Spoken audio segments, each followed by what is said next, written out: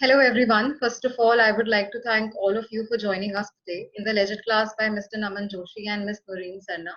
This leisure class is organized by LegitQuest, which is an artificial intelligence-based legal research product.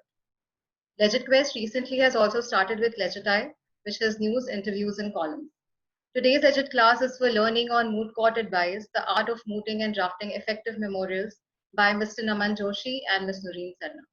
Mr. Joshi is the founding partner, Chambers of Joshi and Singh. He has represented India at the international rounds of the Philip C. Jessup International Law Moot Court Competition in 2012 and 13 and was ranked as the 38th and 30th best oralist in the world. He was also the coach of the Indian team that won the Red Cross International Humanitarian Law Moot in 2013. Ms. Sarna is an independent practitioner. She practices in Supreme Court, High Courts, and other tribunals. Ms. Sarna has represented India in the international rounds of the Philip C. Jessup International Moot Court Competition in 2013 and 2014.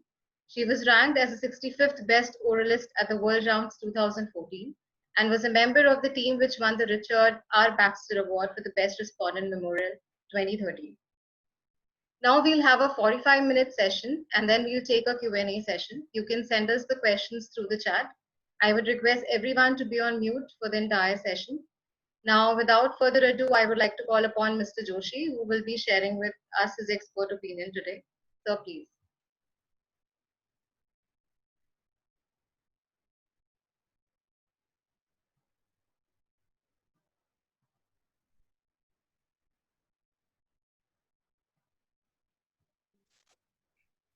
Yeah, perfect. Can everybody hear me now? Yeah. Perfect. Okay. Hi guys. So I'll keep it casual. I'll keep it interactive. If the format allows, please send as many questions as you can, and Noreen and I will try and handle them in the end.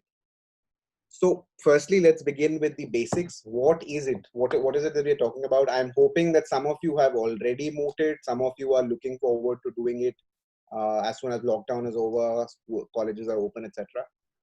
It is a simulated court hearing where you're given the problem in advance. You spend about a few months, anywhere depending on the problem, a month, 2 months, sometimes even 6 months preparing. You will do your written submissions, and then ultimately you have your oral rounds where you go and present.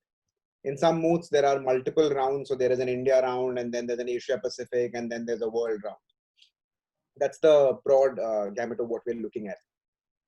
One thing that I would advise you to strongly consider before you jump headfirst into this activity is that it is not just public speaking. It is very easy to lump it into the category of public speaking. When you enter law school, there are multiple activities that will try and catch your attention. For instance, there is parliamentary debating, there is theatre, there is cultural activities, there is sports, there is law review, there are research projects with your professors. So there'll be a lot of things that are happening. A lot of people have the tendency to confuse this with debating, and then when they graduate to college level with parliamentary debating, because the assumption is that it essentially just requires you to speak. That is a fundamentally erroneous assumption, because what parliamentary debating is about 20 minutes of prep, of course combined with your general wit and charm that you've accumulated over the years, having intercourse with a topic, and birthing a 7-minute speech. That is not what a moot court competition is. A moot court competition will require patience, it will require determination, tenacity, and it will require you to work with the same set of facts and people, and the second one I'll come to in a bit, for an extended period of time.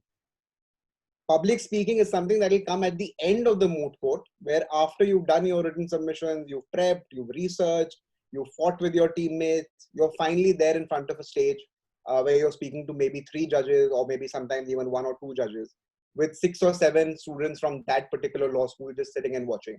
So there's really not a lot of public speaking, so to speak.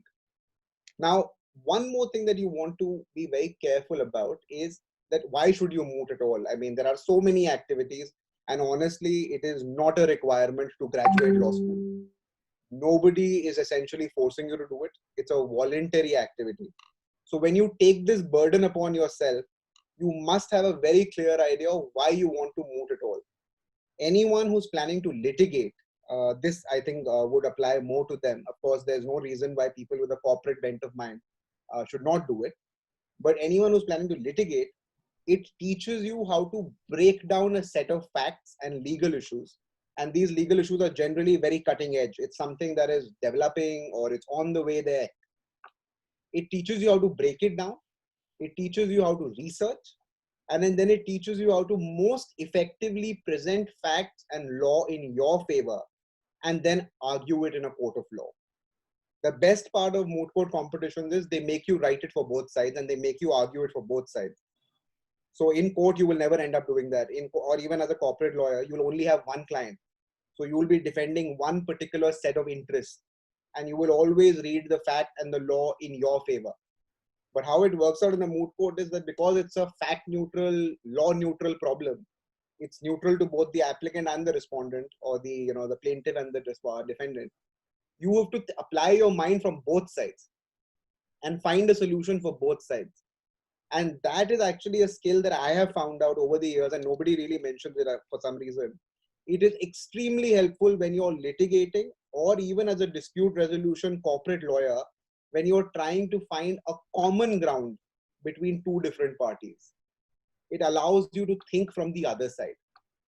That is something that you would otherwise miss out on because you have this grooming of looking at both sides. Team dynamics. Now, this is what I was saying earlier. Most moots have 2, 3, sometimes as many as 5 people. I think there are some rare hybrid moots that have up to 6. When you're forming your teams, it is very important that you pick people who you either like or you trust, or at least in the very least, you're okay with working with them for extended periods of time. Because team dynamics, I think, sometimes become even more important than the individual smarts of the team components. So don't just go for the smartest people in the room and pick out your team. Go for the people who you think you're comfortable working with, and more importantly, have a mutual goal for working towards. I can actually personally give you an example of this. I have done 2013 with Nooreen, and I have walked off a team in 2014 with Nooreen. And I can assure you that we won 2013. And if I had stayed on board the team in 2014, we wouldn't have won it. Because there was a fundamental mistrust between the two of us. And it is very important to therefore work with people who you're comfortable with. She then went on, worked with people who completely worked with her, and they won it again. So that's very important. Whenever you're picking your team, please make sure that one, it's not just about picking friends, because of course you're looking at meritorious people. But 2, it's also not about picking the smartest person who you are not comfortable with. With that, I'll move to the next part. So, mooting is a two-way street, right? Because you're saying something and there's a person sitting on the opposite end of the stage who's called the judge. There's an old, there's an old saying in the litigation circles, there are 2 types of lawyers, one who knows the law and the other who knows the judges. Now, of course, it has been taken to mean corruption, etc. But I think in the purest form, what it means is that you need to know your audience. Not every judge will receive the same argument in the same manner. So for instance, you will have your set pitch. You are someone who's worked for it for 6 months. You know the law better for sure.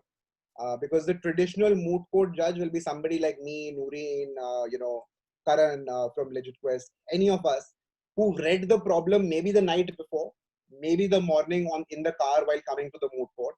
We have some broad sense of what the law is. We understand how the law generally works, but we will probably not have the ideas of the nitty-gritties of your moot problem. So you are the more educated person in the room. But that being said, you're not the senior most person in the room. So when you're pitching, there has to be a sense of humility in what you're pitching. It can't come from a position of dominance. It can't come from a position of arrogance. But there also is the tacit art of knowing who your judge is. And I think it's very easy these days. We have technology. The moment you enter the room, you see the judges' names. They have those placards in front of the judges, more often than not. Just quickly Google them out. It'll tell you a little bit about their profile. It'll give you a vague idea of where they're coming from. So if, for instance, if it's say a litigator, litigators tend to have a tendency to be more aggressive in their questioning. They will catch you up on the smallest slips here and there. So, your words have to be very carefully chosen. If it's a judge, for instance, they may have a proclivity towards, precedents. So be ready with more judgments, more examples. If it's a teacher, for instance, if it's an academic, they may be more inclined to have hypothetical questions, discuss policy questions with you. So that's where the whole know thy judge, aspect is very critical. Of course, you won't ever know it before the round, but in the round, you can be savvy and figure a way out. Sometimes you can also read them while they're questioning you. So you will see which way they want to take you, and then you can, willingly walk down that path with them. Pacing yourself. Now, this is very critical. I am personally somebody who suffered because of it. It's really ironical that Indians speak and comprehend English much better and much faster than the Brits and the Americans do.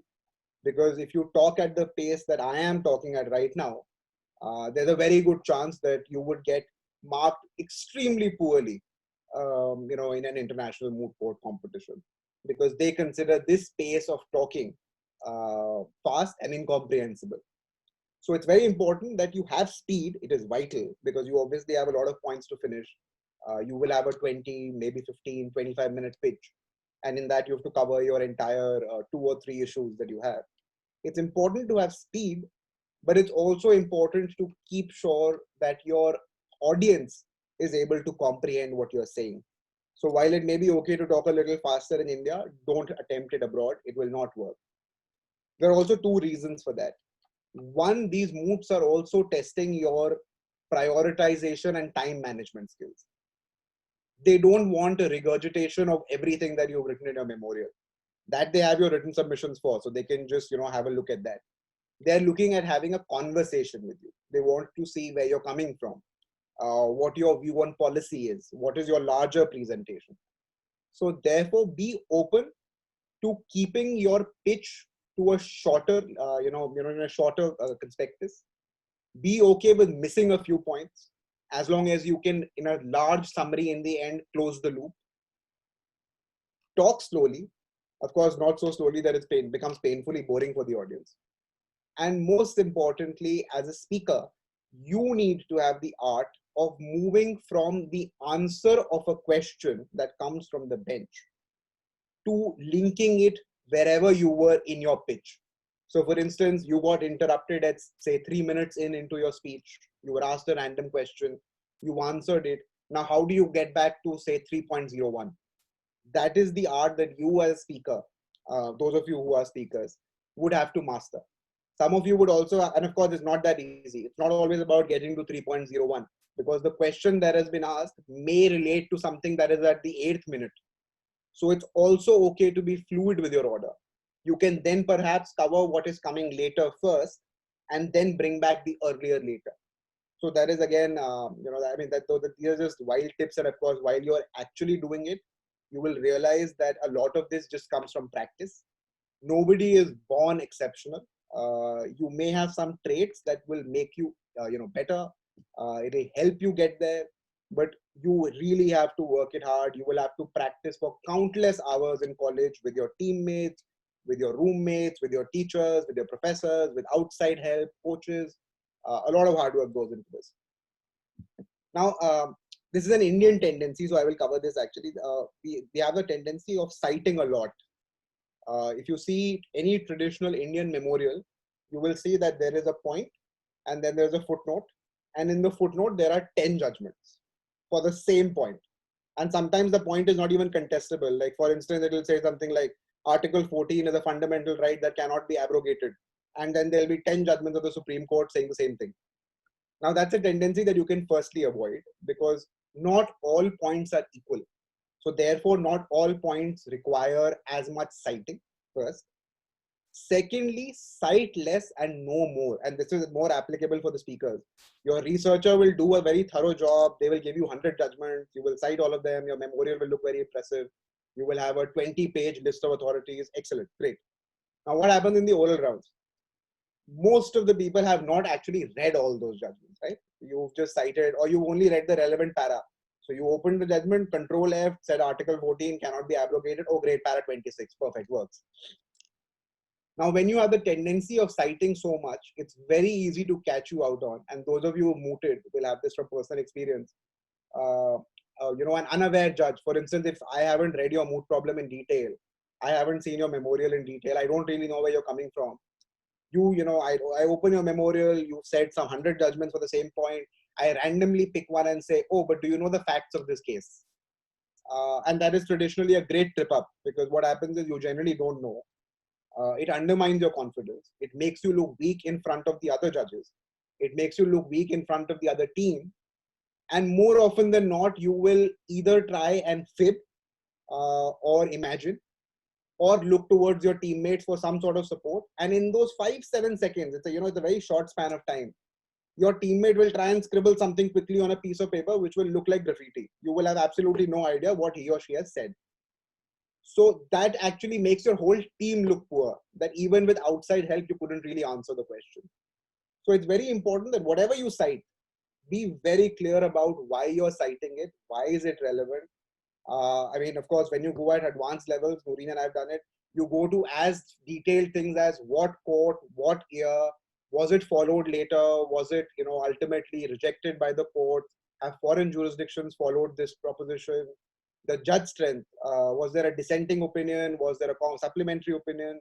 So again, these are add-ons, but the bare minimum you can do is know your authority completely, know the facts. In what fact was this particular line said? Lastly, judges are your friends. Now, second last. That's my second last point, and then I'll wrap up. Judges are your friends. Now, there is a tendency, and again, this is very human. You're saying, you're standing here and you're saying something, and there is a person sitting opposite you, and he's trying to contradict, or he or she's trying to ask you difficult questions. So your tendency would be to assume that this guy is not my friend. He's trying to trip me up. She's trying to rile me up. The questions are intended to make me fail. That is again a wrong assumption. More often than not, the judges are actually trying to help you out. Of course, there'll be some people who are just trying to rile you up, etc. But we'll come to those also. But more often than not, they're trying to help you. They're trying to take you where you should be. And this happens because sometimes when you're in your pitch, you get so lost in the moment in making one point that even though the point has been made to the other side, you're still trying to make it. So judges will sometimes ask you a question to simply steer you away from your point to what they're more interested in hearing. So don't take it as a negative. It's perhaps a sign that they've understood what you've been saying so far and they want to know something new. Second type of questioning is an inquiry. For instance, it's a fact-heavy argument. You're talking about how A stabbed B when C was present and D was on the phone. The judges are not very clear. So they may ask you to clarify. Clarifications are always welcome because one, it tells you what they've understood so far, and two, it helps them understand further information that you're going to deliver. So it's always a good idea. Coming to the third type, there are some judges who are simply testing your resilience or patience. And sometimes it will happen with senior people. For instance, if say a high court judge, is hearing your arguments.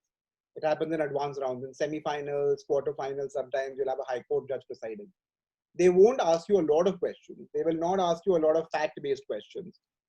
Most likely they haven't read the problem, but they understand the law. They know where the law is. So when you say something preposterous, or when you say something that is still a developing area of law, contrary to settled law, they may come down a little heavier on you. In which your instinct would be to resist, because of course you think the presiding judge is not with you. Patience is extremely important. It is also equally okay to concede. Not all questions have answers. Not all points can be won. You can make your point. You can give the authorities that you have. But if the law is not conclusively settled, you can admit to it and move on. There is no point in fighting with somebody whose only objective in that moment is to rile you and make you lose your patience. The other type, by the way, so this is the high court judge type, there will also be the disgruntled litigator. For instance, if I've had a really bad day in court and I'm coming and judging a 6:30 round in traffic, most likely these happen in Noida, etc. There's a good chance I'll be angry. There's a very good chance I'll be angry. And if you say something preposterous, there's a good chance I might come down heavily on you. The way to disengage then is to, again, like I said, make your point that you had in your pitch. Try and answer the question if you see one. Sometimes it's just a rant. Sometimes the judge will just rant at you and there will be no question in that rant. If you think there was a question and you're not clear what the question was, feel free to ask for a clarification from the judge that, did I correctly understand that this is your question? That's okay. And then if you know the answer, deliver it in the shortest possible manner and then move on. Also, it's very important to quickly move on, by the way. If you keep lingering on, waiting to see his facial reaction, he may come back with a follow-up. So just quickly move on. You can also play the bench against each other, because if there are 3 people there and one person is riling you up while the other 2 are with you, if you quickly move and direct your pitch towards the other 2 will actually jump to your support and help you out. So it's also reading people and dynamics. Which brings me to my last point. I also made a little bit of in the earlier one. Strategic concessions. A moot problem is generally novel. It is about a developing area of law. It will never be settled law. It will never be a murder trial. A moot problem will never be about, oh, A killed B in front of C. Is A guilty? Of course he's guilty. Like, nobody's going to ask you that. The questions will be more, cutting edge, more novel. Like, for instance, I think one of the moot problems that I did in one of my years in JASAP involved destruction of cultural property, which, big temples, etc., declared by the UNESCO, in a armed intervention to actually protect the human rights of the population of that region. So now this is cutting edge, right? Because there are a lot of gray areas there. Because, yes, property is important. Taj Mahal is important, for instance. But tomorrow, if somebody has to destroy the Taj Mahal to save 1 lakh lives in the Taj Mahal's vicinity, that becomes a gray area, right? Because then it's not very cut and dry. Then you are trying to balance competing interests. You're seeing the interest that the state has in the property, in the cultural heritage, versus the state's obligation to, say, protect human rights and the lives of 1 lakh people. So it's always going to be cutting edge. And therefore, there are times when there is just no answer. You will have a layer A and a layer B and a layer C, and you will have some precedents to help you piece the jigsaw puzzle. But you'll ultimately reach a point where you're just arguing for the sake of arguing. There's no clear-cut answer. It is okay at that point to say that the law in this area is not developed, it is not crystallized. I have said where it should go. This is where the academics think it should be going. This is where my precedents seem to be leading. But I concede here. And then you can move on to your next point. Another look at concessions is that you may have, say, 3 arguments for the same proposition that you're trying to prove, right? You're trying to establish a proposition. You have 3 different ways of getting there. You're arguing A, you're seeing a lot of resistance from the bench. You're seeing a lot of resistance even in the other side memorial. For instance, they've covered A really well. It is okay in that case to very clearly make it to the bench that, look, I have A, B, and C. I am happy to concede A, even though I think I have a precedent here to support me. I will argue B and C and still prove my point. So then you actually leverage your weakness. For instance, you were weak when you were arguing A. You had resistance from the bench. You had a better prepared team on the other side. But the moment you say that I will assume in their favor that A is okay, fine, I'm wrong on A, but I will show you B and C, which are my other tricks, and therefore I am still ahead of them. So if you add A to that equation, I'm definitely ahead of them. Tells the judges that you have multiple ways of making the same point. So strategic concessions, again, extremely essential. To close, I'll just say this: mooting is a great activity, by the way. I mean, if you have the time, if you have the inclination, you have the skill, go for it in law school. That being said, it is also not something that everybody has to do and should do. It's a meritocratic exercise. If there are certain bright people, they should do it more often. If there are certain not so bright people, they should find out other activities. They're all equal. Once you graduate from law school, nobody's ever going to ask you what moot you did. Really, nobody ever asks that question. With that, I'll close and I'll take questions in the end. It's very unsettling, by the way. Nobody's talking. I'm just talking to a screen. It's very unsettling. Okay, thanks a lot, sir, for your insightful views. And now I would like to call upon Ms. Sanna to put her opinion in front. Well, I'm happy to be here. I don't know. I hope everyone can hear me. And I agree with almost everything Naman said, and we have worked together quite a fair bit. So our take on mooting is probably going to be identical. I just have one point to make on when he said why should we moot and how it helps you be a litigator, I've also found that it's particularly useful when you're doing arbitration, because particularly in front of an international tribunal, your written advocacy becomes relevant. So everything you learn when you're making a memorial, all of that is, you remember it when you're drafting written submissions or you're drafting pleadings for an international arbitration, and that's great fun. What I've prepared today to talk to you about, probably, I was assuming that you guys have mooted before. And I think I'm relying on some of the experience I've had, not just as a mooter, but also as a coach and a judge. Unfortunately, in those circumstances, you have a problem that you work off. So here, everything I say is going to be abstract, and I apologize if it's vague, and we can probably address some of those points in the questions. So I'm going to just try to distill some principles. And the two things I want to talk about is how you build an argument, and then afterwards, how you present that argument. So when you're confronted with a moot problem, like Naman said, it might be on something novel, and most likely it's a sort of tweaked version of a dispute that's live right now. Or maybe it's a mishmash of 2 or 3 different disputes that they've put together. The other thing you'll notice in your moot problem, again, like Naman said, is that it's fact neutral. So you will have facts which are equally troublesome to both sides. And you'll also find that the moot problem is vague. So sometimes you'll say, oh, I wish they had just told me A, B, C, because then I could make this argument. If they haven't told you A, B, C, they don't want you to make that argument. So, or they want you to make that argument in spite of not knowing those facts. And that becomes important. So pay attention to what the drafters of the moot problem probably want you to do. And that comes to the first point about how you make your arguments is start working on your moot problem the minute you get it. Because it's likely that if you have a complex problem, and particularly in international moot courts, your arguments will develop over time. And that's because what's going to happen is you're going to move from a superficial level of argument into crystallizing it to become principal issues. And that's important. So how do you crystallize it to become a principal issue? First of all, you look at your facts and you say, okay, I have these facts here, and these facts entitle me to ask for my relief. Now what you have to do is say, what are the facts that go against me? How do those facts disentitle me? How do those facts make me liable for something? When you look at those facts, or why do those facts matter at all? If they're going against me, are they even relevant?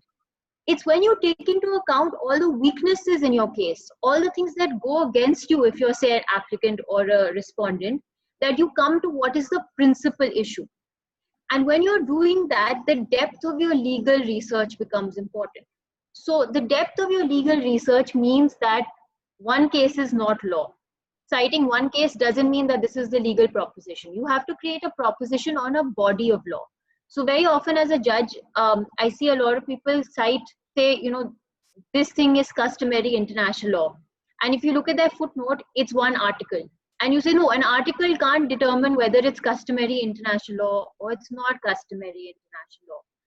And for that purpose, if you want to know how to use authorities well and where the focus of your research lies, you should look at memorials that have won awards, say in Jessup, they're publicly available, or in other moot court competitions. And that's something we had also done, because that helps you realize that the focus of your research is not finding 1,000 authorities that say one thing.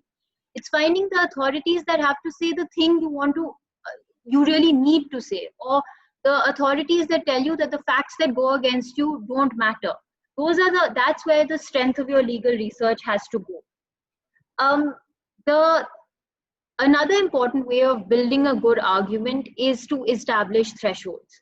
So whenever you are trying to make an argument that you are, say, entitled to something or you're not liable for something, try to create the thresholds by which you need to be judged.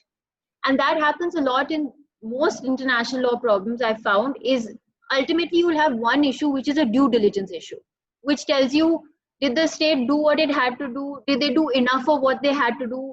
Are they allowed to ask for something in spite of not having what they done what they wanted to do?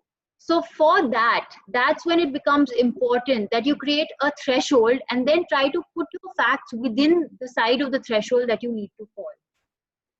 The aim of doing all of these things is that you go towards a simple and an effective argument. So your argument is not, and that's why you have time limits in a moot court competition. That's why you have word limits in a moot memo. Because once you've actually crystallized your argument and you made it about a principal issue, you don't need that much space as you originally thought you would need to make your case. For example, I find that a lot of people, when they're working on their, say, first moot, is they go into trivia. They go into, and like I coached an air and space law moot team, and they filled me with a lot of trivia about, planes have to fly from this height to that height. If something happens and the air traffic controller does this, in some countries they don't let you do this and all. And I was amazed at how much they knew about aeroplanes over 2 months. But the point is that none of that is relevant in making your argument stronger. Because, for example, when you go into the oral round, you're going to first have to explain all of this to the judge and then tell them why the height at which a plane can fly becomes relevant in this situation. And there are certain moot problems where it does become relevant, but don't make an argument based on trivia. Don't make an argument based on the absolute most nuanced area of law that you're working in. So even if it's an environmental law problem, even if it's a law of the sea problem, it doesn't necessarily mean that all the issues deal with the most nuanced aspects of those laws. They still boil down to your basic principles of international law. And I think the same would work for a domestic law problem as well. The other point, and when you're making a strong argument and you're finding that you're not able to have enough authorities in order to do so, is try to justify your argument in policy. And that becomes extremely important, because if you can show a policy consideration, an economic consideration for somebody acting in a particular way, or for a law to be read in a particular way, you only show creativity in your arguments, and you only have a unique way to give strength to your argument, which will always throw off the other side. So I think that's an important thing.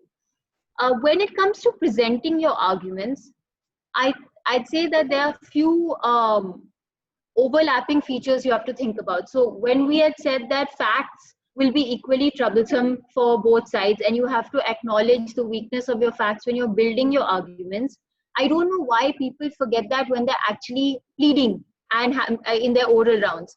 What ends up happening is a judge goes into the moot court not knowing anything. They've barely read the problem most of the time. They barely know the law as well as you do. So all they have at their disposal is the ability to play with the facts.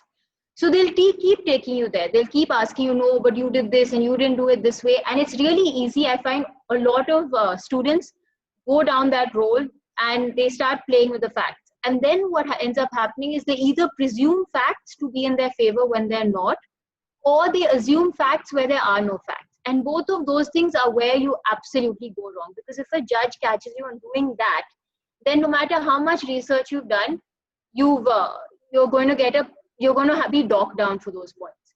So in order to avoid going down that route, always take the judge back to the law, and always take the judge back to the threshold you've set out.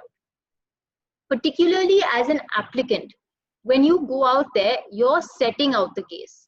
So you get to determine what is the law, or what are the legal frameworks that's going to govern the way the judge looks at the moot problem. And then it becomes difficult for the responding party, because once you've set out your thresholds and you've established whether your facts fall within those thresholds or not, and you've chosen a threshold convenient for you, the responding party has a double burden.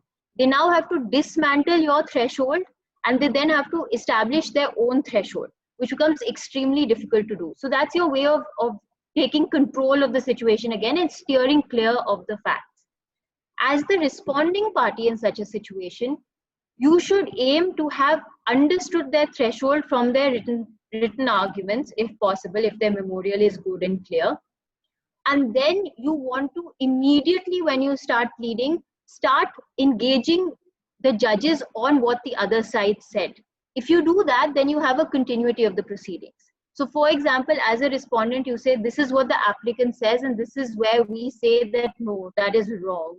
You have a continuity of the proceedings. You aren't starting and making your whole foundation from the base without referencing the people who have spoken for the last 45 minutes.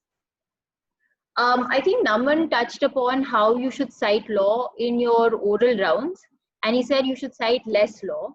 I do agree with that. I also think you have to figure out how to cite law more effectively.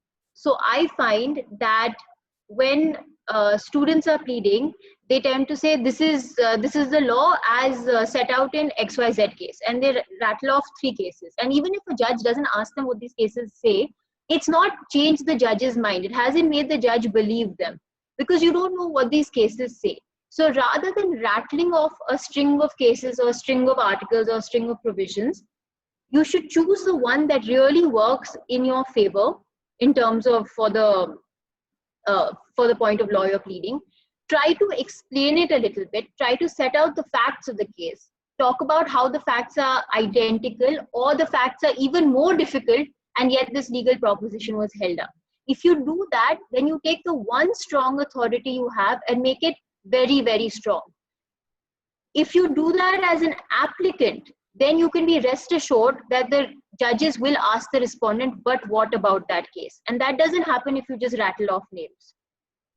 I also think another way of presenting an argument, similar to having a policy argument in your memorial, is having a lot of analogies in your back pocket. Those are creative ways of dealing with tough questions from judges. If you are able to have common sense based analogies when you're making your argument and explaining a factual situation, or you can reference a current situation that's happening in the world, then you are likely to make your arguments far more persuasive. And I think I only have a few more points that I want to make. The first being what Naman touched upon, manner being extremely important. And he did say that, you know, you are talking to people who are senior to you, and they might know less than you, but they are senior to you. I think on that, I found uniformly judges don't like cocky participants. They also don't like people who have poor manner while they're sitting on the bench and not pleading.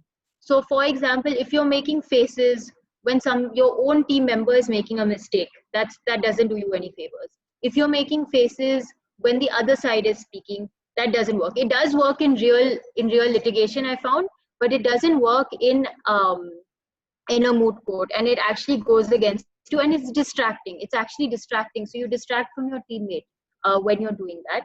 The second thing is you must focus equal attention to all judges. And this is something that's really impacted me when I was doing one of the Jessup national rounds.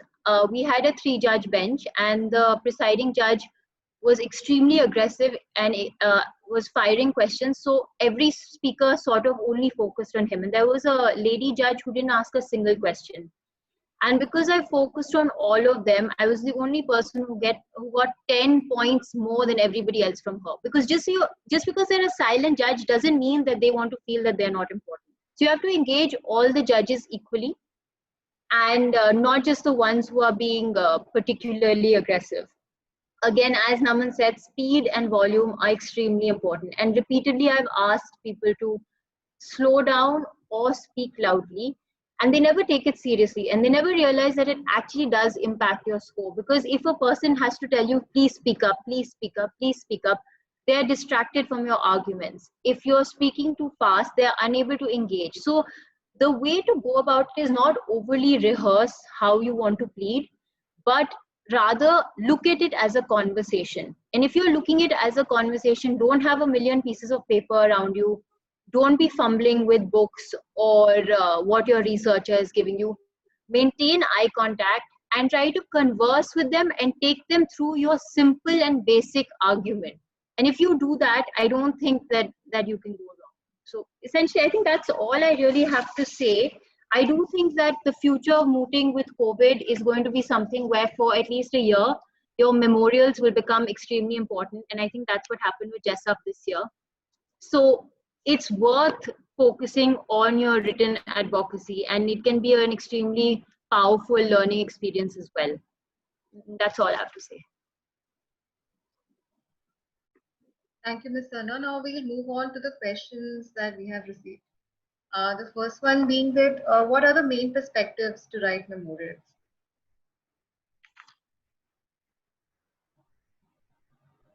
I'm just trying to see the questions on the side.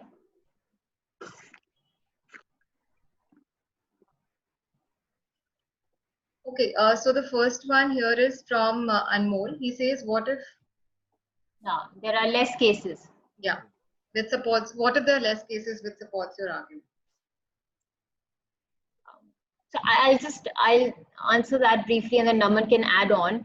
If there are fewer cases, well, it doesn't matter how many cases there are. It matters the quality of the case. If there is one good case where the facts can really of that case can really be used and applied to the facts in this case, that's all you need. The second point I'd say is that's when you make your arguments based on a policy consideration, or you make your arguments based on what is the principle of law, what is the reasoning behind having such a principle of law, and that's how you can strengthen your argument. Naman?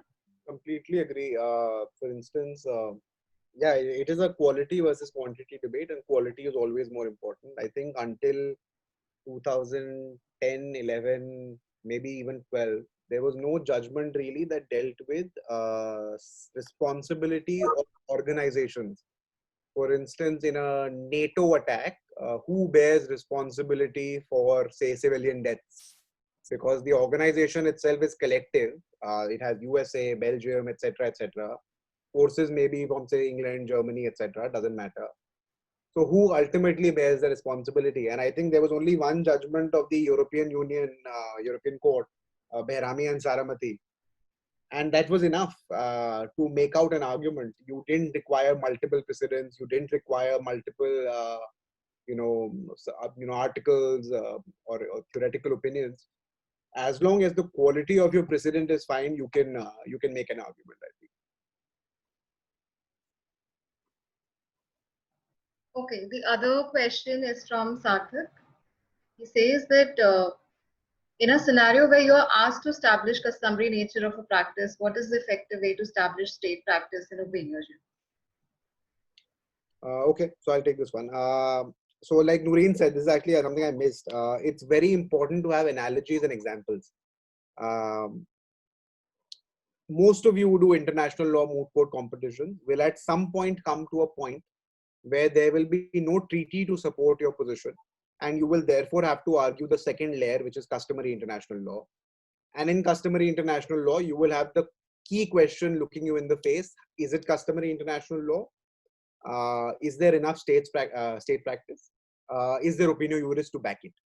And that's also something that judges also like most judges know this question, so they will ask you this question. I think collecting state practice is all you can do. Opinio juris is something you assume based on the volume of state practice. For instance, if 50 people are doing the same thing in the same situation, then you can assume that those 50 believe that to be the correct thing to do. So the second part can be the assumption, but the first part can't be an assumption. The first part has to be demonstrative. So I remember there was this question. We were doing recognition of governments. There was a question. I answered it by giving, and like in the instance of this. So the judge immediately, fired back. This is the final round saying, does one instance make enough, state practice for a custom?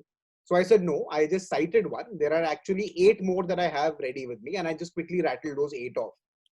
Now that was enough. Because, that judge then, stopped his line of questioning there, nodded his head, the matter ended. Ultimately, we won that round. So obviously there are other factors, but I think what you can do with examples is you can demonstrate to people that I'm giving you A, B, C, D, E, F. There may be hundreds of others where this has happened. So Security Council resolution is something that you should look at when trying to find out state practice. You should look at statements given out by the President of the Security Council, by the President of the General Assembly. You should look out at what these states say domestically. in their government manuals, in their government books. For instance, if it's a human rights move, you can definitely look at, say, the police manual or the National Human Rights Commission of India and what they're saying. Because if the judicial body of a state takes a view, then it is, it doesn't behove the state to go outside and take a separate view. So those are some things that you can look at. I'll just add one point, which is that if you want to see how you should establish it in your memorial, you should look at some of the past year winners of JESA, because you'll find 2 or 3 different ways to do it. Sometimes they're separately footnoted, sometimes they're collectively proven, sometimes they don't have opinio juris, because that's usually harder to show than state practice. And you can see how creatively teams have done it before. Okay, so thanks for that. We have some more questions that were asked beforehand. I'll put it for you. The first one is how to overcome the fear of speaking in front of such large audience. I think I'm someone who has always been a nervous speaker. I'm not a public speaker by nature.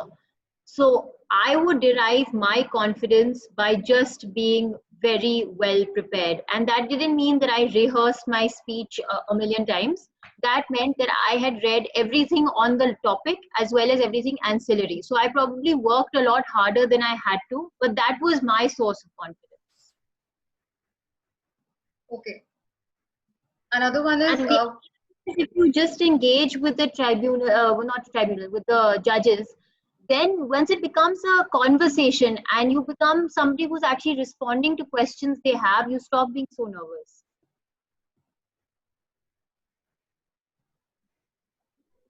okay, so the other question is any aspect or trick which you would say is very vital for mooting? And sorry, what?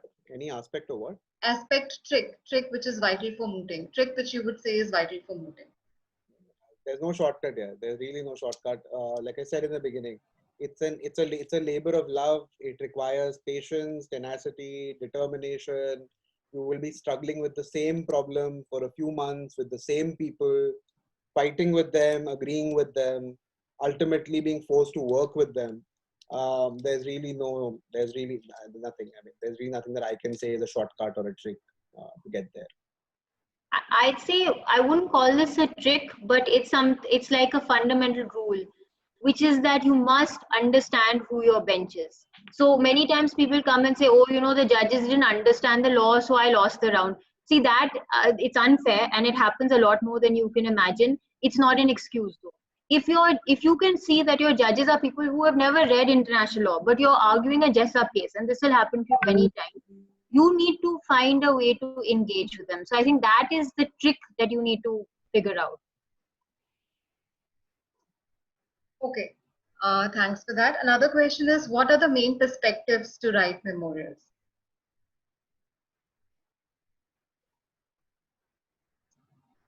I think Noreen should take that. She's won the Richard R. Baxter. Yeah, you answer this. I mean, I don't know how to answer that question. What I would say is you have to read a lot.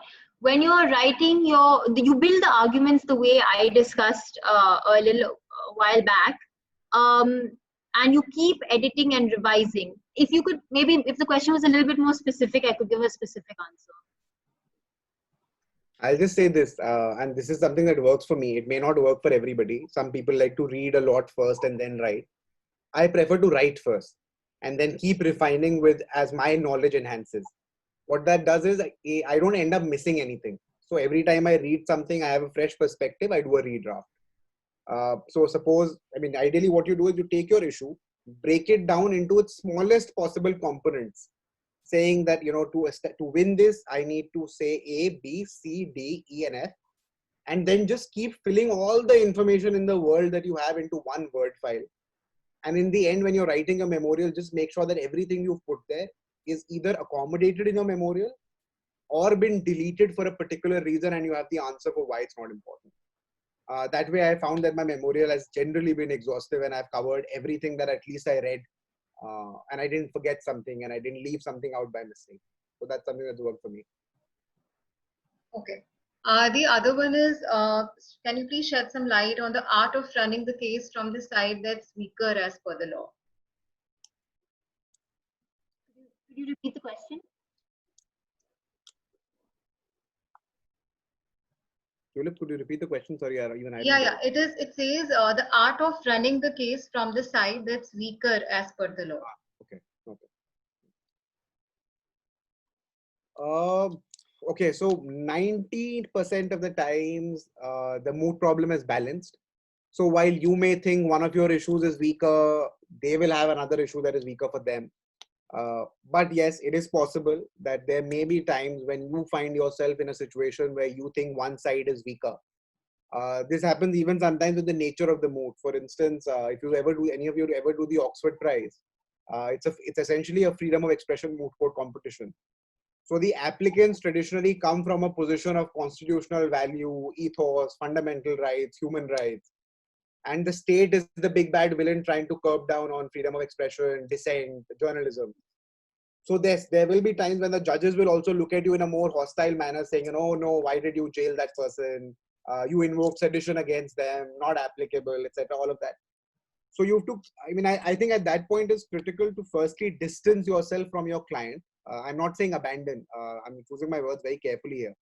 You distance yourself from your client and essentially position yourself as the advocate and voice of reason in the courtroom. You then try and make the point that you can. Where you hit a deadlock, where you see hostile resistance from the other side, you concede, move to another place, and if required, use a policy argument. For instance, a state always comes from a policy perspective, right? For instance, state law is backed by policy. There is a lot of thought that goes into why a law should be enacted. And there is a problem on the other side. For instance, if it's regulation of WhatsApp groups, these days that's something that's happening. Should the admin be held responsible?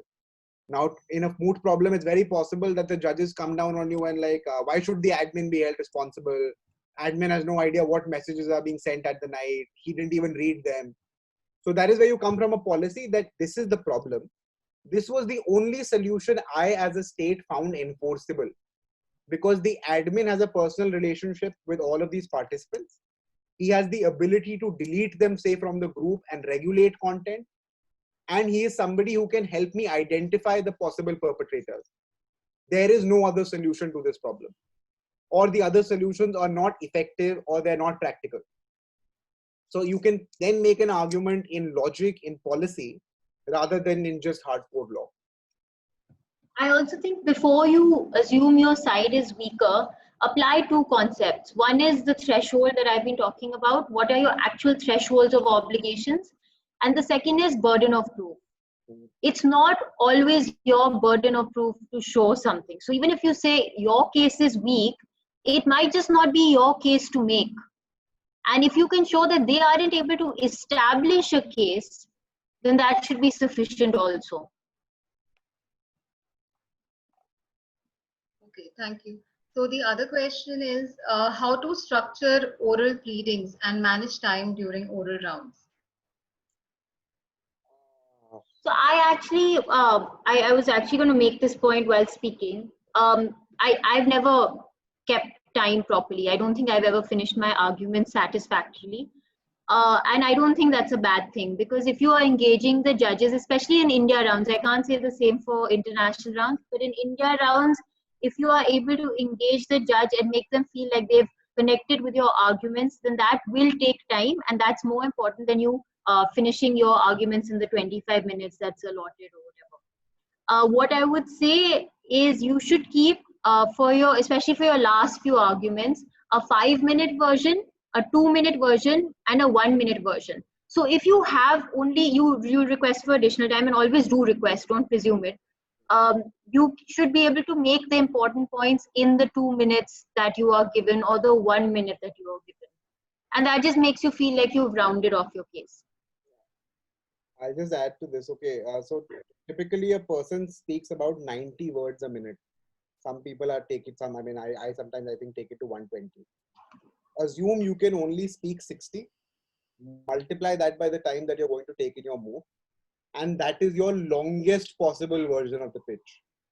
So keep this in mind. So if it's a 20-minute time that you'll get, you have 1200 words. In your pitch, like Noreen said, then you also need to have smaller condensed versions, which is say a 300 word summarizer at the end, or say a 200 word summarizer at the end, because it's very possible that in the beginning itself you will be led astray and you will be taken to other pastures which you have not prepared for, which is perfectly okay, because they're looking to have a conversation with you. They're not looking for a speech delivery. That speech delivery almost everybody can do. Conversation, very few people can have. But extremely critical to have these smaller nuggets ready for end delivery in case the bench gives you extra time, which, like you said, don't presume that they will. Sometimes they won't, which is not necessarily a bad thing. Sometimes it just means that they're satisfied with whatever you said, everything, so far, and they're okay with it. Okay, thanks. So the other question is the most common mistakes that happen while drafting memorials, and how can one avoid them?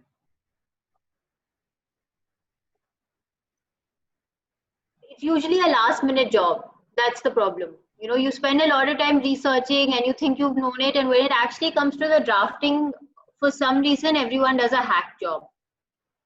So I think the drafting of the memorial has to be done well in time. It needs a lot of revision. And I think if you focus on if you actually do them simultaneously, where you're practicing your oral rounds and you're having your friends or your teammates question you while drafting your memorial, then your memorial takes into account a lot of the weaknesses in the case or a lot of the obstacles, which you only realize later when you're preparing as a speaker to, for your oral rounds.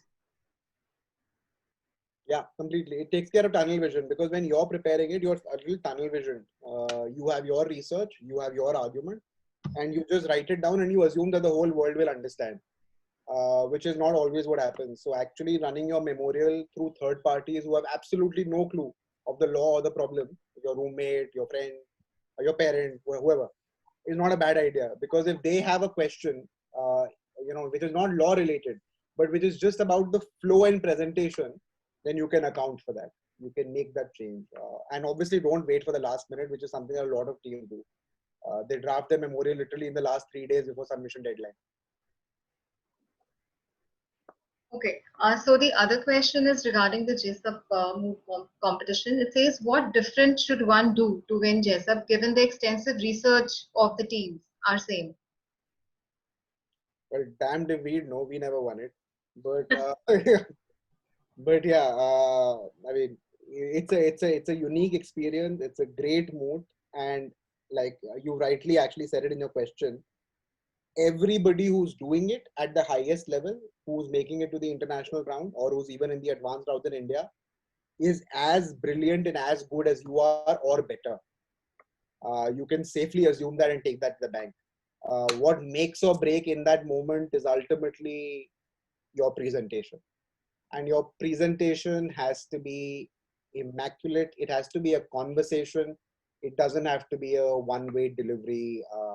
And the best speakers win it by having just a normal, plain conversation as if they're in their living room talking to, say, their college professor or, their old family friend, just discussing what the facts are, what the law is, how it should be, and what the conclusion should be. Yeah. There's no secret sauce. There's really no secret sauce. But one thing that's extremely important is your team has to be strong. So it's not a moot that is won with one good speaker. And I think Naman and I always noticed the Columbia team used to do well, and they were 4 speakers and they were identical. If you were blindfolded and watching them argue, they'd have the same manner, the same way of answering questions, the same speed. I mean, it's something very difficult to achieve, but one can always try. So you have a strong team. Okay, that's a great insight. Another question is that the approach that one should adopt while reading the problem so that they can get the most out of it and start writing the memo. So I have a hack for this. It's very easy. So the JSUP problem comes in a Word format and PDF format. Download the Word version. After every full stop, press enter. So create a line and break every sentence down. And I think this is applicable even for, say, the other complicated ones. You can take Manfred Lack, Stetson's, the arbitration one, Wyss. You can include all the major ones in this. After every full stop, enter.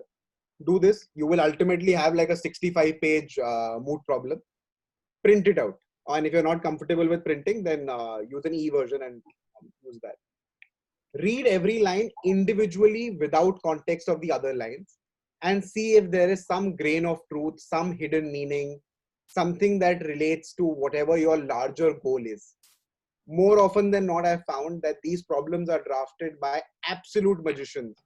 The way they use their words, the way a line in paragraph 3 will ultimately help you in your prayer, when you think that the first 8-9 paragraphs are just general introduction about what the country is, size of the country, nature of the country, economic position of the country, all of that ultimately comes back and helps you. For instance, if you're making a human rights argument, in the first para generally in JESAB, they tell you country A is developed, country B is a developing country, country A was colonial, was the colonizer, country B was the colonized. When you are arguing your prayer in the end, sometimes the little difference, even without your precedence and all, is I am a developing country that gained its independence 30 years ago. I am not able to discharge every single burden under human rights law. But my obligation is to try to discharge, not to conclusively discharge. That is an answer that you can easily run as a developing country. So it's very important to read every line, break it down. It works for me. It worked for me so far. What I also think is important is initially, don't divide issues and go off to your rooms. Everyone should meet every day if possible, and not say that that meeting is all you're going to be doing towards the problem, but keep reading and keep meeting. Because what ends up happening is, especially in things like the JESAB, is two of your reliefs will contradict with each other, and it'll be in such a way that it'll be between speakers, because you usually divide issue 1 and 2 and 3 and 4. So 1 and 2 in one of these issues, and 3 and 4, there's going to be a contradiction, and you will only realize it till very late.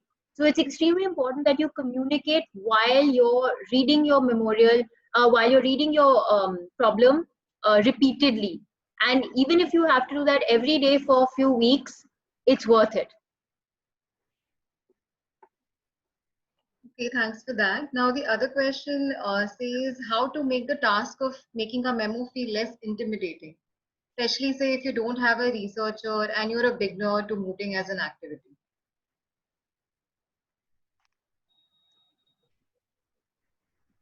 Go for it. Can you repeat the question?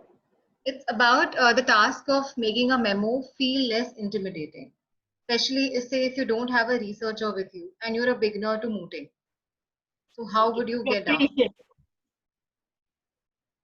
why would it be intimidating? Why would a memorial be intimidating? All it is it's a written document of your submissions. So there's nothing, you shouldn't approach it as something that's intimidating.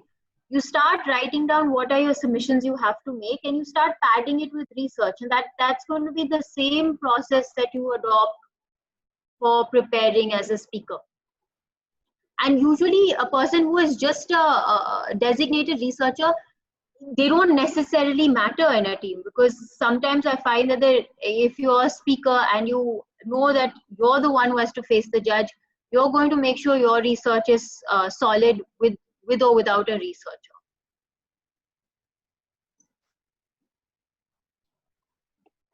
Okay, the other question pertains to how to frame issues in a memorial when issues are not given. That would rarely happen. I mean, 90% of the time, actually 99% of the times, the issues are in the end with the prayers. But if they're not, I guess, then what you would ideally do is that you have to, so make 2 boxes, take a piece of paper, make 2 boxes, applicant, respondent, plaintiff, defendant, whatever, and see what either side would need to conclusively win. And that would give you your answer, because if A, B, C, D is what A needs to say to win, then those are your issues, and that's what you do. Those of you who are advanced law students, 3rd and 4th year, would have already studied this in the CPC, framing of issues. So how do you frame issues in the CPC? It is anything that you would need to win your trial. So therefore, you just take your problem, do this division, and I think you'll have your answer. And by the way, issues are generally mirrored. So what is an issue on this side is going to be an issue on the other side, only with a reverse position. So it's going to be a slightly easier task, in fact. Okay. The other question is, how should one make an effective table of contents and headings? Sorry. Effective table of contents and headings.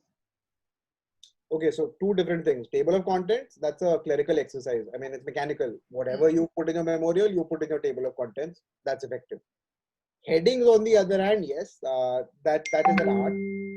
As far as Jessup is concerned, the way at least I break it on my memorials and my side were, take the main issue, the main prayer, say prayer A, that will become the top, and then A will have, say, component 1 and component 2 and component 3, and they will become subheadings. And then under those subheadings, there'll be subheadings, which are smaller components of that exercise. So you keep breaking it down to its lowest so that when you add them, they all reach the top. So headings have to be effective. They don't have to be very long, 5-6 words. It's essentially a way for the reader to get a broad sense of where you're going to take them if they simply have a look at your table of contents.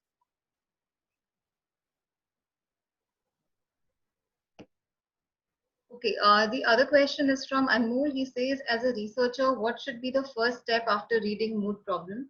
Does the tactics of speaking a vital argument or points in high pitch than regular works to seek attention of the judges panel? I don't think so. I mean, we'll ask for Nooreen's experience, but I can tell you for a fact that Nooreen is not a high-pitched, aggressive speaker, and she's done fairly well in international moods here. You don't need to be loud. You don't need to be pitchy. You don't need to be the stand out in the room. In fact, sometimes that's annoying. Honestly, I think sometimes it can be annoying. You just have to do what you do usually. Just speak in your normal voice. Just make sure you're audible to the judges. Speak at a pace that is easily can be followed. As far as being an effective researcher is concerned, once you read the problem, I guess start researching. I mean, this is one of those swimming in the ocean type of things. You're trying to find lost pearls in an ocean. So the more you swim, the more your chances of finding pearls are. So the moment you read your problem, you identify your issues, divide the work, quickly hit the books, find the answers, write them down, look for more, keep doing that. Yeah, I agree. Okay, just an update. Ms. Sarna has a conference call to attend, so I would request you, Mr. Joshi, to answer the remaining questions. Hope that's fine with you. I mean, yeah, okay, I'm here. So I'm here. Okay, thank you. This has been really, really nice. I hope you guys enjoyed it. Thank you, Ms. Sarna. It was great to have you with us. Thank you. I'm gonna log off.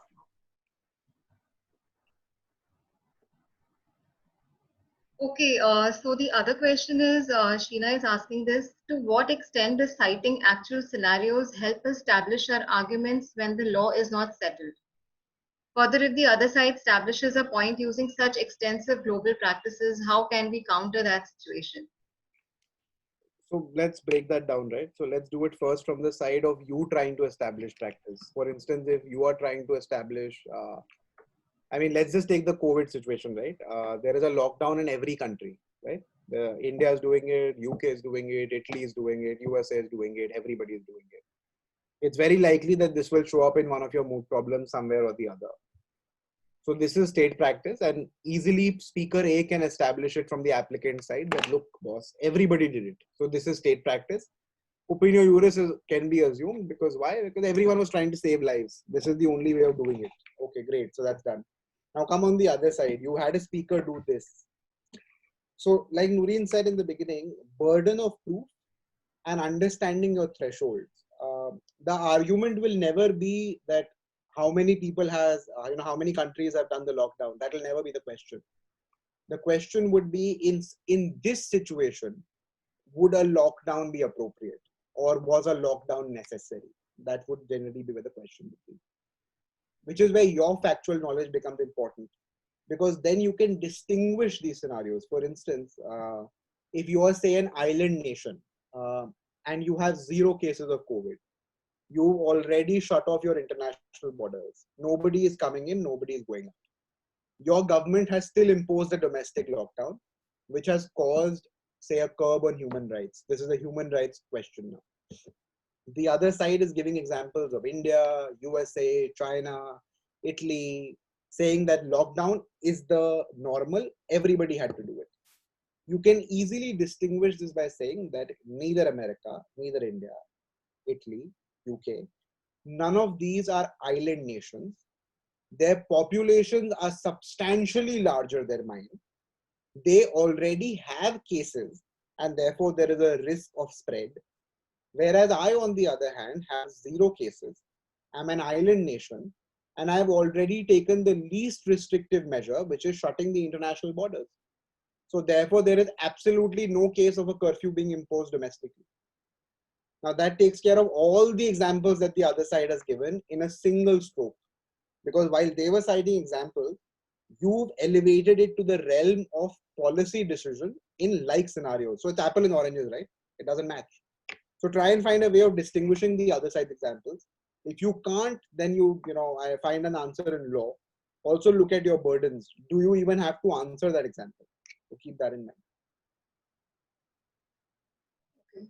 Thanks, Mr. Joshi. The other question is from Sarashika. Is saying that specifically to deal with the intense questioning that judges subject you to in the internal selections. You'll have to be prepared, and I think it actually helps you out. The more rigorous your internal selection is, you probably, it's one of those fire and gold wala things. True gold will, work through fire. So I think it's not something you should be scared of. Of course, you need to be prepared. And like I said, preparation will come from more reading, more research, better writing, more practice. There's really no easy answer. Of course, like we discussed, there are some judges who will be heckling you just for the heck of it. They'll be asking you questions even though you answered them.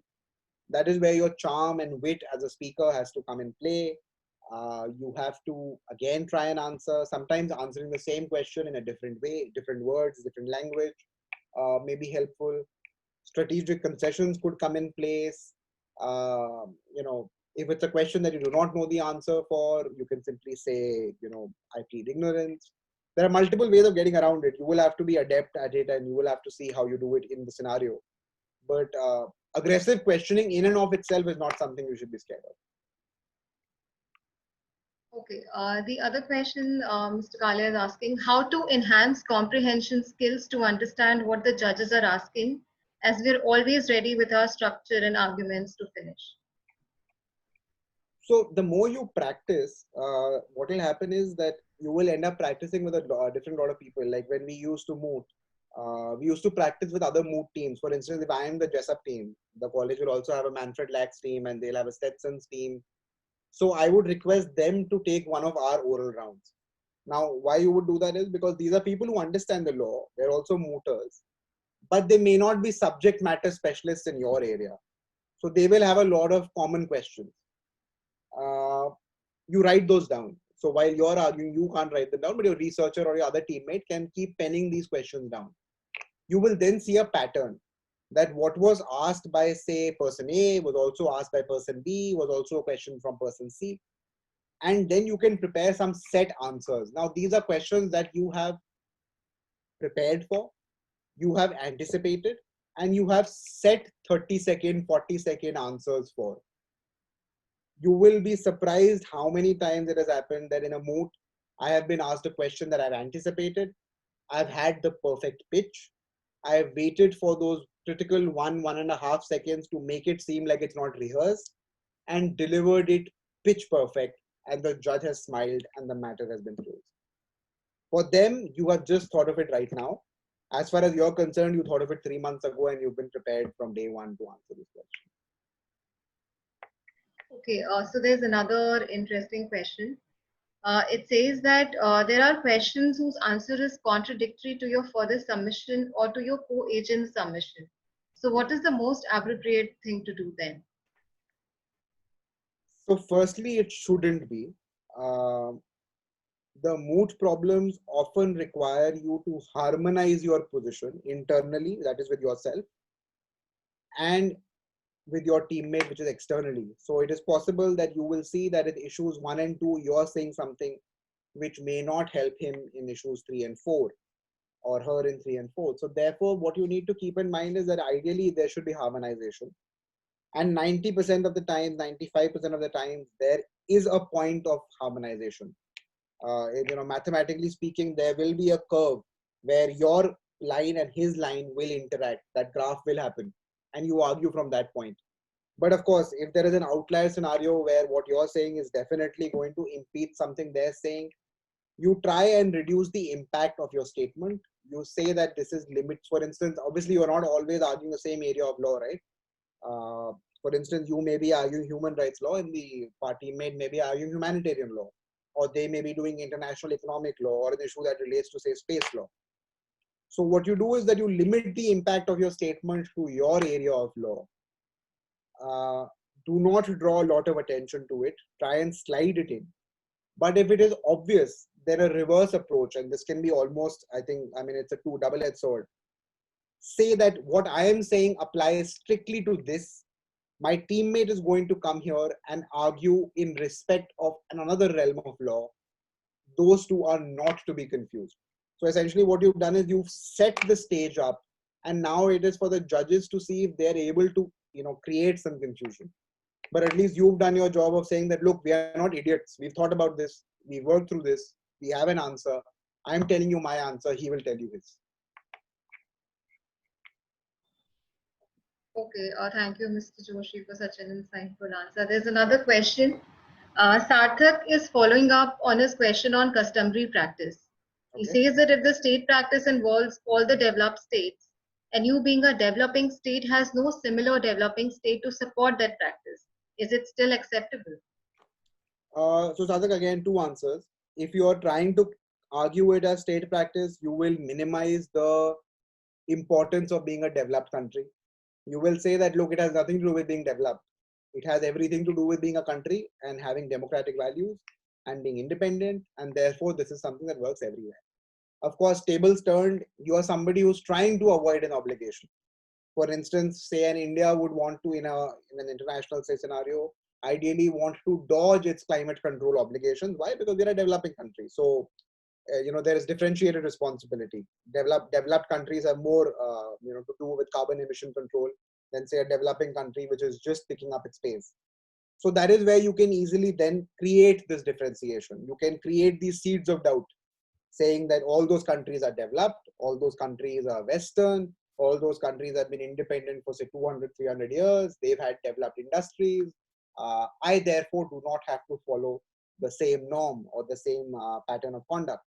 So yeah, that's how that's how it will work for you. Okay, so and there's another question which says that, say one doesn't have isn't subscribed to SCC or Manupatra, how would you say that one should research for the memorial then? Well, if you don't subscribe to SCC and Manupatra, you should definitely subscribe to Legit Quest, yeah. But yeah, if you're not doing that and your college doesn't have it, books, yeah, books are your best friends. I'll tell you this. We started, law school was new. We were in NLU Delhi. I was the second batch.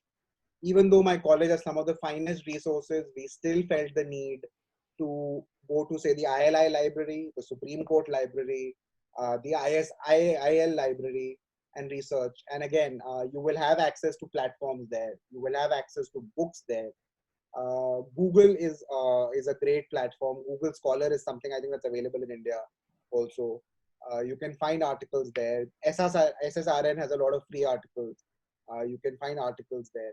So even if you do not have the resource base inside the university, you can definitely find enough avenues, enough resource bases outside.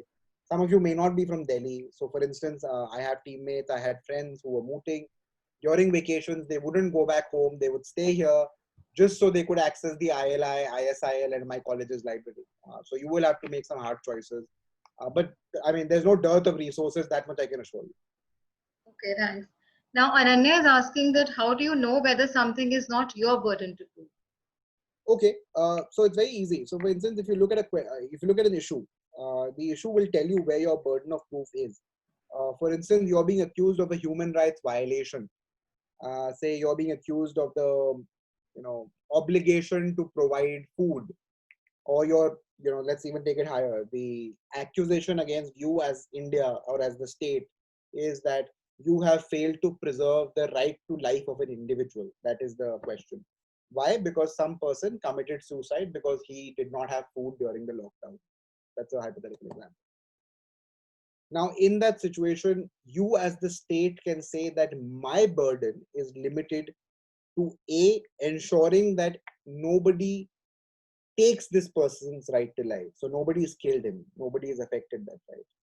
Yes, right to food may be a part to right to life. Supreme Court has held that, etc.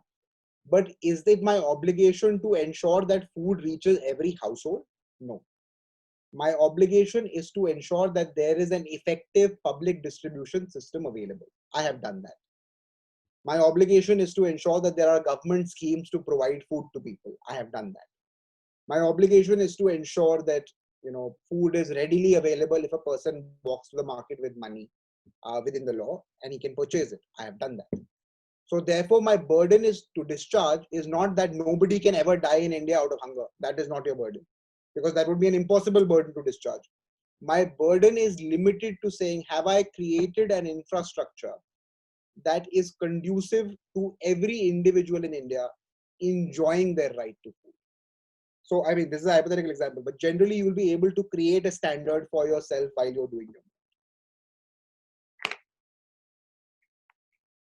Okay, sir, thanks. And another question that we have is how to articulate the research plan for international moves?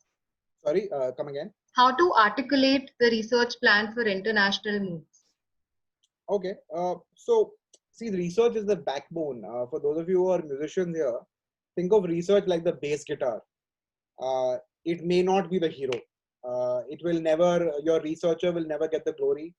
It will never outshine the copious amounts of research that you have done over the ages, over 6 months, will never be fully visible in your memorial or even in your speech, because not everything will make its way there.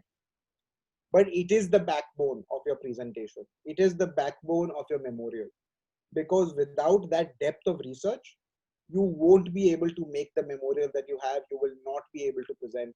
So your lead singer, your speaker, or your lead guitarist, your speaker, are only as good as your research and your researcher are.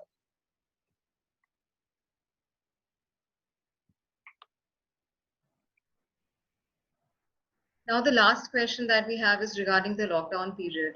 What would you suggest that how can we utilize this for improving knowledge regarding the relevant field of law? Well, I mean, I don't know how good you found this webinar to be, but trust me, there are a lot of very senior lawyers doing a lot of webinars. Dr. Singhvi has spoken about a few issues. Amit Sibbal has spoken about a few issues. Vikas Pava has done so many on criminal law. Last week, I think on Legit Quest, there was Bharat Chugh. He's a prodigy. He had done one. Follow these webinars. If you can't log in at the right time, there are recordings available online, I believe. You can see them on YouTube, or you can see them on Facebook or wherever these videos are. And I think that's a great way of using this time, because if you're at home, you're really not doing anything, you might as well listen from people who have experience, gain something from that exercise. I am told that now there are also some summer schools that are happening online in view of the COVID lockdown. See if that is happening. I personally benefited a lot from going to the LSE summer school. So see if any of the international summer schools are available online. You can maybe subscribe to those. Like I said, there is really no dearth. There are open source courses online. The Harvard University has their justice course available online for everybody.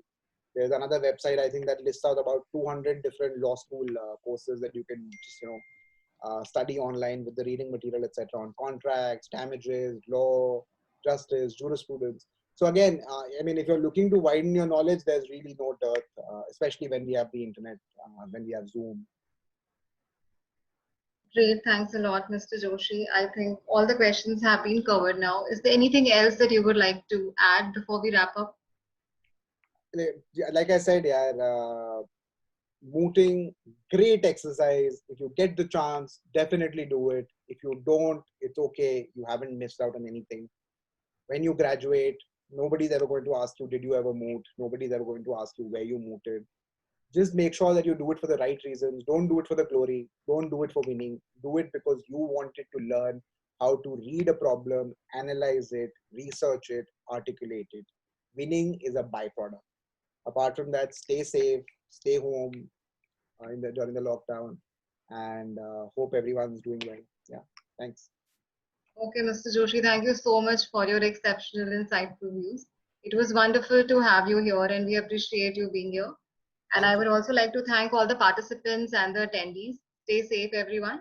And for the recording, you can subscribe to Legit Quest YouTube channel as well. Thanks a lot. Right.